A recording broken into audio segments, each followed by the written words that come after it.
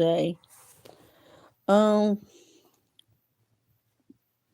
We are on let's see, page 89, believe it or not, 89. Um let's see.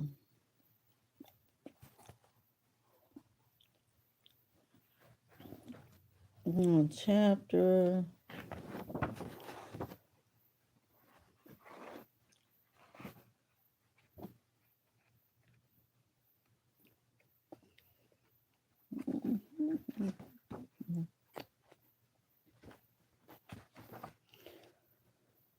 Chapter 6, Out of the Frying Pan and Into the Fire, of The Hobbit by JRR Tolkien.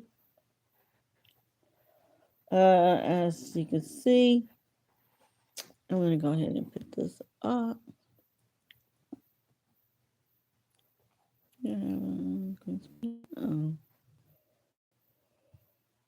Oh. There you go, a little bit of the Misty Mountains here. I'm going to disappear. Boom. There you go. And then I'm going to go ahead and I'm going to start reading. I'm going to only read a couple pages. And let's see.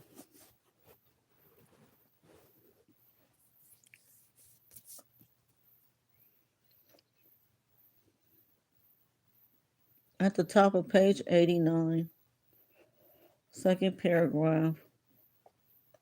I'll just go ahead and start at the bottom of page 88 and go on to 89.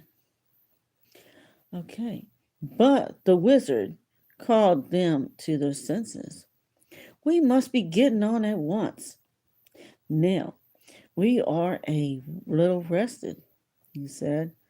They will be out after us in hundreds when night comes on.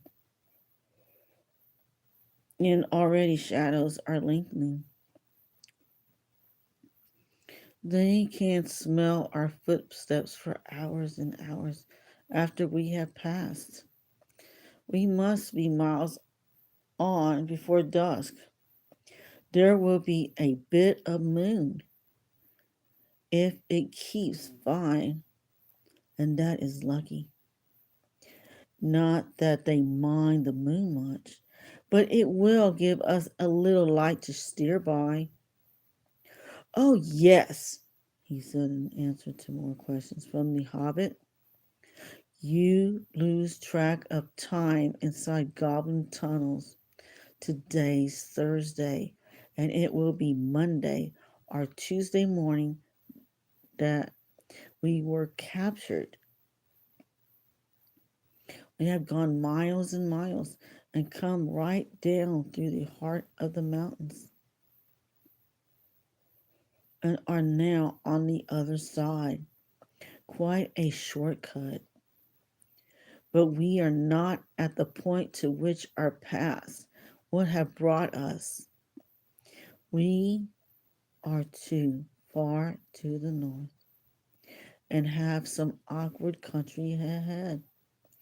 And we are still pretty high up. Let's get on.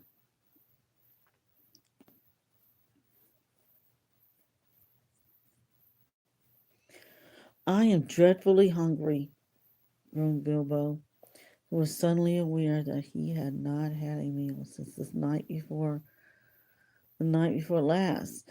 Just think of that for a hobbit.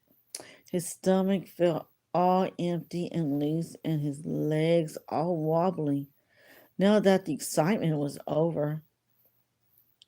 Can't help it, said Gandalf, unless you like to go back and ask the goblins nicely to let you have your pony back and your luggage. No, thank you, said Bilbo. Very well, then.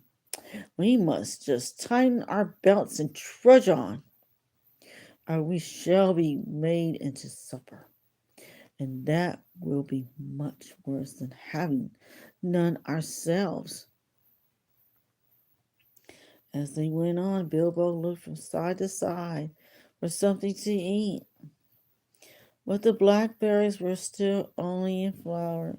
And of course, there were no nuts, not even hawthorn berries.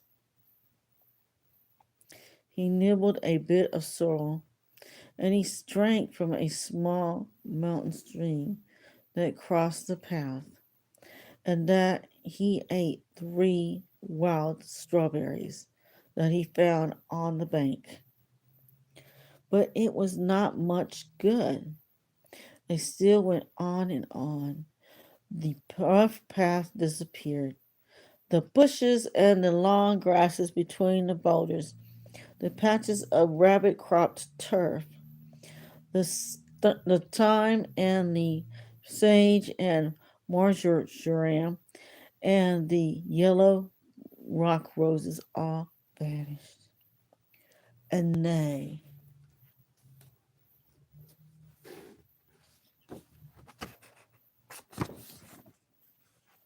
found themselves at the top of a wide, steep slope of fallen stones, the remains of a landslide. When they began to go down this, rubbish and small pebbles rolled away from their feet. Soon larger bits of split stone went clattering down and started other pieces below them, slithering and rolling. Then lumps of rock were disturbed and bounded off, crashing down with a dust and a noise. Before long, the whole slope above them and below them seemed on the move, and they were sliding away, huddled all together in a fearful confusion of slipping, rattling, cracking slabs and stones. It was the trees at the bottom that saved them. They slid into the edge of a climbing wood of pines that there stood right up the mountain slope. From the deeper, darker forests of the valleys below, some caught hold of the trunks and swung themselves into lower branches. Some, like the little Hobbit, got behind a tree to shelter from the onslaught of the rocks. Soon the danger was over. The slide had stopped, and the last faint crashes could be heard as the largest of the disturbed stones went bounding and spinning among the bracken and the pine roots far below.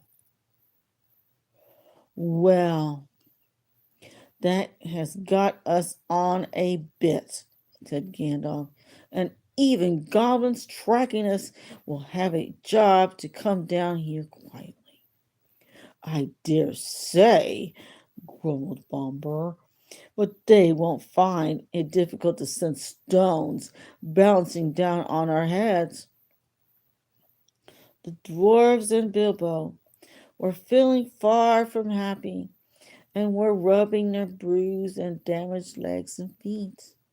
Nonsense! We are going to turn aside here out of the path of the slide. We must be quick. Look at the light.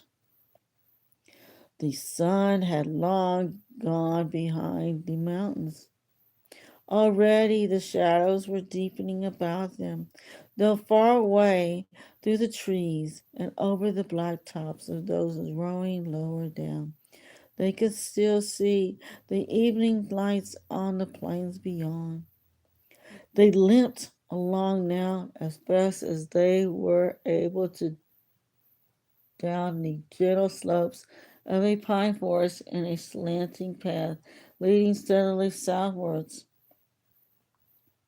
At times they were pushing through a sea of bracken with tall fronds rising right above the hobbit's head. At times they were marching along, quiet over a floor of pine needles, and all the while the forest gloom got heavier and the forest silence deeper. There was no wind that evening to bring to even a sea sighing sighing into the branches of the trees. Must we go any further? Asked Bilbo, when it was so dark that he could only just see Thorin's big wagon beside him, and so quiet that he could hear the drawers breathing like a loud noise. My toes are all bruised and bent. My legs ache, and my stomach is wagging like an empty sack. A bit further, said Gandalf. After what seemed ages further, they came suddenly to an opening where no trees grew.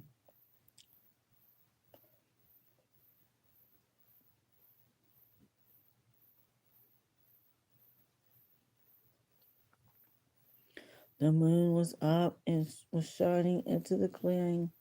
Somehow it struck all of them as not in all a nice place, although there was nothing wrong to see. All of a sudden they heard a howl away downhill, a long shuddering howl.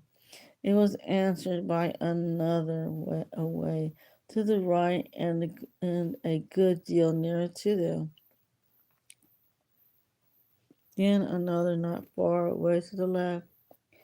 It was wolves howling at the moon, wolves gathering together. There were no wolves living near Mr. Baggins's hold at home, but he knew that noise. He had had it described to him often enough in tales. One of his elder cousins on the Took side, who had been a great traveler, used to imitate it to frighten him. To hear it out of the forest under the moon was too much for Bilbo. Even magic rings are not much use against wolves, especially against the evil packs that lived under the shadow of the goblin-infested mountains, over the edge of the wild on the borders of the unknown. Wolves of that sort smell keener than goblins and do not need to see you to catch you.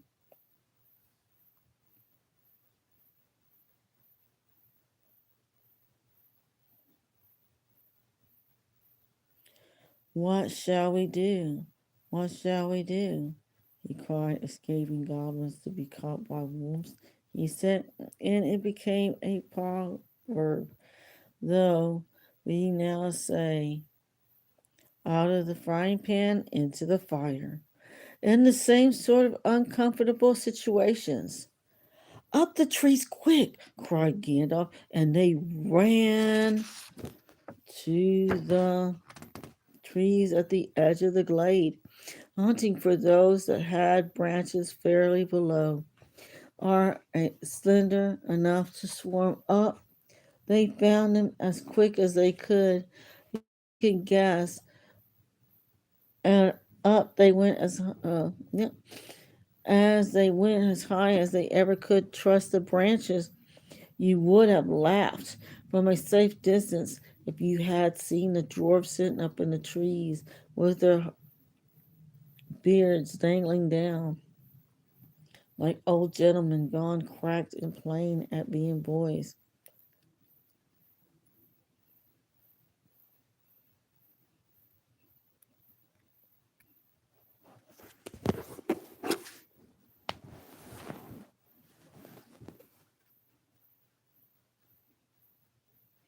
Billy and Killy were at the top of the tall lark like an enormous Christmas tree.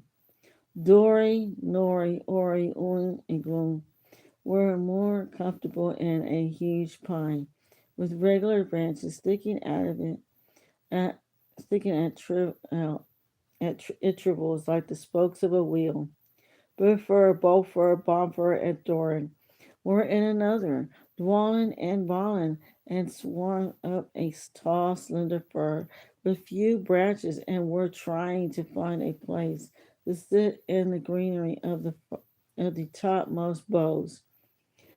Gandalf, he was a right deer taller than the others, had found a tree into which they could not climb. A large pine standing at the very edge of the glade. He was quite hidden in the boughs, but you could see his eyes gleaming in the moon as he peeped out. And Bilbo, he could not get into any tree, and was scuttling about from trunk to trunk, like a rabbit that has lost its hole and has a dog after it. "You've left the burglar behind again," said Nori to Dory, looking down. "I can't be always carrying burglars on my back," said Dory. "Down tongues and up trees. What do you think I, I am? A porter?" "He'll be eaten if we don't do something," said Dory. For there were howls all around them now, getting nearer and nearer. "Dory!" he called.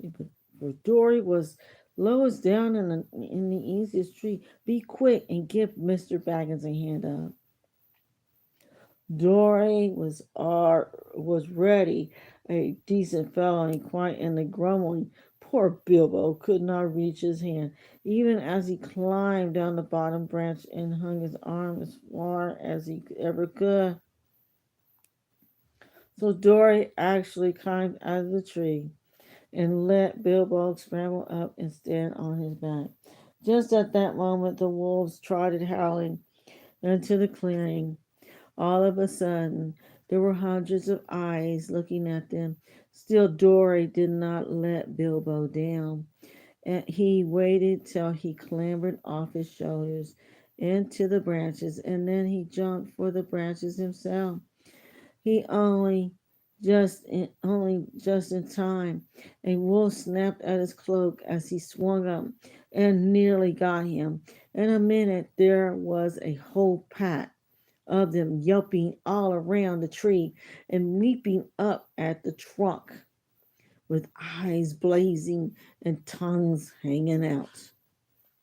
Okay, we're going to stop here and we will start again on page 93 next time we read.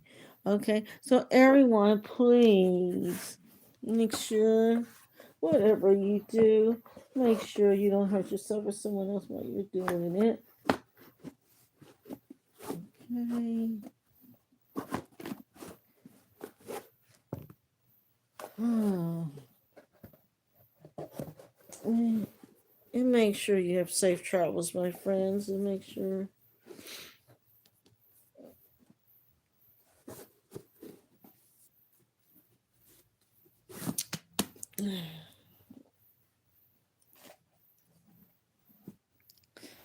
you check in next time and catch up on any potential pages that you have missed.